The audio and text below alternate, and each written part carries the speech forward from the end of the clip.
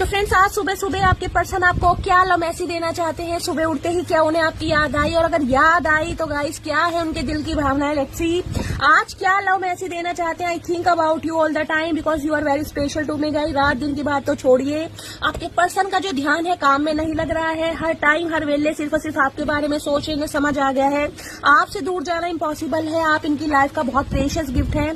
Do you still love me? अगर आप no contact situation में है तो इनकी टेंशन बढ़ रही है। इन्हें यह है कि आपके दिल में इनके लिए जगह है या नहीं है, आप इन्हें अब भी प्यार करते हैं। तो थोड़े कंफ्यूजन की एनर्जी में मुझे दिखाई दे रहे हैं।